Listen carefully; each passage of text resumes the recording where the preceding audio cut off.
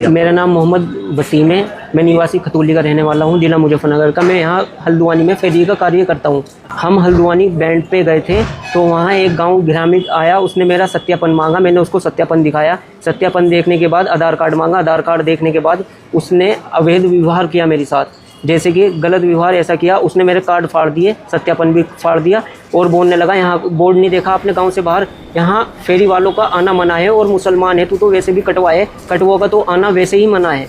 तो बोलने के बाद फिर वो अभी बताता हूँ तुझे, गाड़ी मोड़ के लाया। मैंने अपनी कार मोड़ के और भगा दी वापसी, रिटर्न लेके आने लगा मैं उससे डरने के बाद। तो जैसे कि मैं आगे पहुँचा, उसने पहले ही लोगों को फ़ोन करके रास्ता ब्लॉक करा रखा था। एक पिकअप आगे खड़ी है रोड ब्लॉक करके, और फिर भाई पत्थर लगा रखे थे। तो पिकअप वाले ने मेरे 2 चांटे मारे, रास्ता दे दिया। आगे जाके बाजार वालों ने रास्ता बंद कर रखा था। तो कहने लगे, मुल्लो कटवो, तुम्हारी समझ में नहीं आएगा, तुझे कैसे समझाएं, तुम्हारी कौन लोग हो गए, कहाँ से आए हो तुम लोग। मैं खतौली से आया हूँ। ये चोटें उसके पास पल्सर के अंदर वो पेड़ काट रहा था ना, तो उसके पास दराती थी पेड़ काटने वाली, टहनी तोड़ने वाली। तो उसने मेरे पैर पे मारी, पीठ पे मारी, और फिर मुझे कुत्ते का पट्टा पहनाया गया। फिर बोल तू कटवा है। मैंने बोला मैं कटवा हूँ, क्योंकि मेरी मौत आने वाली थी, मुझे मारने की तैयारी थी, उनकी साजिश थी। वो 6 लोग थे, 6 लोग सारे बुरे थे, और उसमें 3 लोग अच्छे भी थे। जैसे अम्मा और बूबू, वो अच्छे थे, उनको समझा रहे थे, वो समझ में नहीं आ रही थी उनकी। और उनने मेरी गाड़ी के सारे शीशे फोड़ दिए, एक भी शीशा नहीं छोड़ा, सारे शीशे तोड़ दिए। और मेरी गाड़ी के जलाने के लिए पेट्रोल लेने जा रहा था, तो उसको किसी गांव वाले ने, मार्केट वाले ने पेट्रोल नहीं दिया। उसको समझाया, नुके इसकी गाड़ी में आग लगाऊंगा। फिर उसने मेरे सिर में ये मारा।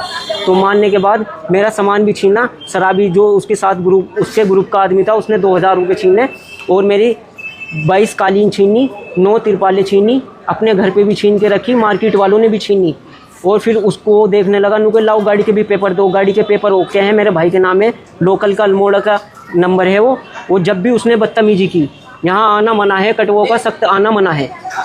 पिछली दफ़ा अल्मोड़ा से पीछे घटना हुई थी, वो RSS के अध्यक्ष साहब हैं, उसकी फेसबुक आईडी भी बता देता हूँ। वो हमेशा मुसलमानों को ही परेशान करते हैं, तंग करते हैं। वो जिसकी भी रील बनाते हैं, वीडियो बनाते हैं, उसको अपलोडिंग करते हैं, वो पैसा कमाते हैं। फेसबुक के जरिए वायरल होने वाले हैं वो कोई बड़ा पद लेना चाहते हैं, नेता बनना चाहते हैं, वरना कोई मजदूर आदमी।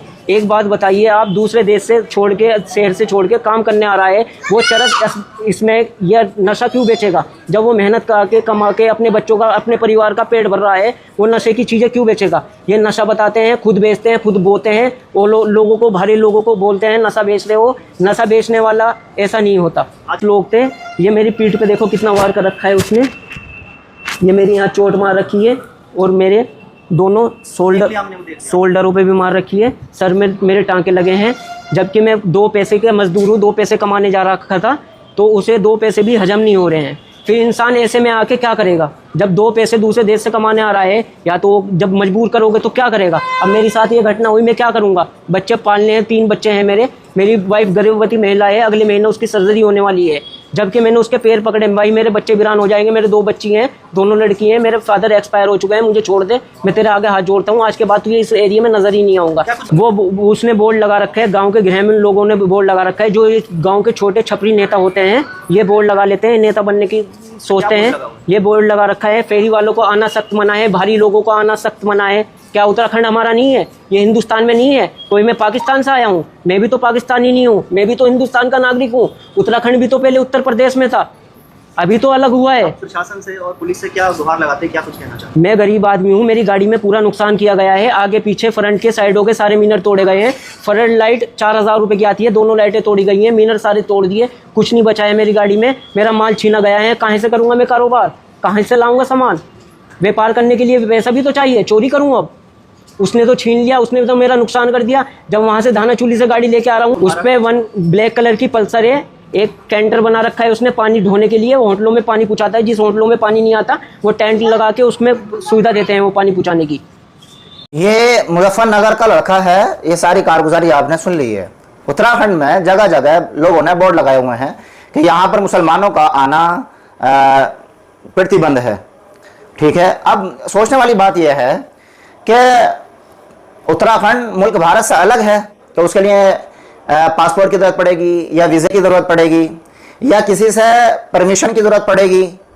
मुल्क भारत से अलग तो नहीं है। तो जब मुल्क भारत से अलग नहीं है, तो भारत का बंदा वहाँ क्यों नहीं जा सकता?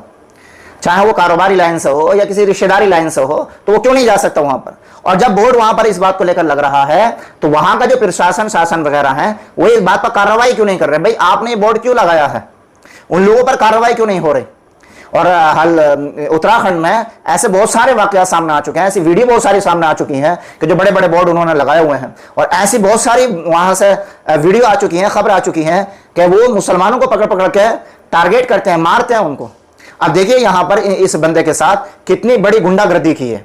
अब इसके ही मामले में एक पुलिस ऑफिसर का बयान आया। पुलिस ऑफिसर साहब क्या कह रहे हैं, सुनिएगा, देखिए। थाना मुक्तेश्वर थाना क्षेत्र के अंतर्गत धानाचूली के पास में 2 फेरी वाले व्यक्तियों से स्थानीय व्यक्तियों का कुछ विवाद हुआ और उसमें दोनों के बीच में लड़ाई झगड़ा हुआ। तो जो फेरी वाले थे उन्होंने हल्द्वानी जाकर थाना बनभूलपुरा में अपना प्रार्थना पत्र दिया, जिसमें 0 FIR थाना बनभूलपुरा में पंजीकृत होकर थाना मुक्तेश्वर को ट्रांसफ़र हुई है। मामला पुलिस की जानकारी में है, उनका मेडिकल कराया गया है, सामान्य चोटें हैं। किस प्रकार का घटनाक्रम था? पुलिस ऑफिसर ये कह रहे हैं कि आपस में मारपीट हुई। मतलब एक बंदा 4-5 बंदों के साथ कैसे मारपीट कर सकता है भाई? और इसको कितना तोड़ा गया, पकड़ कर कितना मारा गया है, इसके जख्म हो रहे हैं कहीं जगह जगह, इसके सर फटा पड़ा है, इसकी गाड़ी तोड़ दी, जो सामान बेच रहा था वो लूट लिया, पैसे लूट लिए। यानी वो लुटेरे भी हैं, वो हथियारे भी हैं, वो दहशतगर्द भी हैं, वो मुल्क का कानून भी हाथ में ले रहे हैं और मुल्क में दहशत भी फैला रहे हैं। इतने बड़े बड़े क्राइम वो कर रहे हैं और फिर भी आजाद फिर रहे हैं। तो जब उन्हीं को सारा काम करना है तो थाने, कचहरी, अदालत है भाई, इन सबको तो आग लगा दें, संविधान को तो आग लगा दें। संविधान किसने बना है, कानून किसने बना है, कोर्ट कचहरी किसने बनी है, थाने किसने बने हैं, चौकियां, क्या इन तमाम चीजों पे मुल्क भारत का अरबों खरबों रुपया लग रहा है। तो जब अरबों खरबों रुपया लग रहा है तो इन्हीं से काम क्यों नहीं लिया जा रहा? ये फिर गुंडे क्या कर रहे हैं देश भारत के अंदर, और फिर इनके ऊपर कार्रवाई भी नहीं हो रही। तो ये अफसोसजनक बात है कि एक भारत के आदमी भारत के एक कोने में जाकर अपना कोई सामान बेचना चाहता है तो उसके साथ कुछ दहशतगर्द आतंकवादी आकर के मारपीट करते हैं उसके साथ। भाई जरा सोचो, पहलगाम में जो गोली मारने वाले थे वो मजहब पूछ पूछ के मार रहे थे, तो वो आतंकवादी थे, हम भी कह रहे हैं वो आतंकवादी थे। और ये मजहब पूछ पूछ के जो है उनको मार रहे हैं, उनकी गाड़ियां तोड़ रहे हैं, तो कटुआ है उसके जो है कुत्ते वाला पट्टा डालना है। तो फिर ये क्या है, इनके ऊपर क्या लेवल लगना चाहिए? आप जरा कमेंट बॉक्स में ये जवाब दीजिए मुझे। तो ये बड़ी अफसोसजनक बात है हमारे मुल्क भारत की कि हमारे मुल्क भारत में अब ये दिन भी देखने को मिल रहा है कि एक निवासी दूसरे स्थान पर नहीं जा सकता इस बेस पर कि सिर्फ वो मुसलमान। और आखिरी बात यह है कि भाई उत्तराखंड के लोग इधर उधर व्यापार करना नहीं चाहते हैं, या वो अपने मोहल्ले में व्यापार करना चाहते हैं। अब मैंने जब कमेंट पढ़ा इस वीडियो के नीचे, आप कमेंट पढ़ लेना, फेसबुक पर ये वीडियो है, जब मैंने कमेंट पढ़ा इस वीडियो का तो कमेंट में ज्यादातर ये लिखा हुआ था, तू अपने शहर में क्यों नहीं करता व्यापार, तो अपने इलाके में क्यों नहीं करता? और जितने हैं वो सारे के सारे अपने इलाके में ही करते हैं। उत्तराखंड का 60% से ज्यादा जो पब्लिक है वो इधर उधर जो है फैली पड़ी है कारोबारी लाइन से। तो जितने के जितने भी हैं सारे वो अपने शहर में ही करते हैं, इधर उधर नहीं जाते हैं। तो ये तो हमारे मुल्क भारत की एक पहचान है कि मैं आपके इलाके में व्यापार कर रहा हूं, आप मेरे इलाके में कर रहे हैं, आपके इलाके का कहीं और कर रहा। लेकिन कुछ नफरती चिंटियों ने हमारे मुल्क भारत की यह हालत बना दी है। उम्मीद है ये वीडियो आप ज्यादा से ज्यादा वायरल करेंगे और इन नफरती चिंटुओं को जो है जल्द अज जल्द गिरफ्तार किया जाए और इनके खिलाफ इन्वेस्टिगेशन के बाद जो भी जांच पड़ताल वगैरह हो उनके खिलाफ सख्त से सख्त कार्रवाई होनी चाहिए।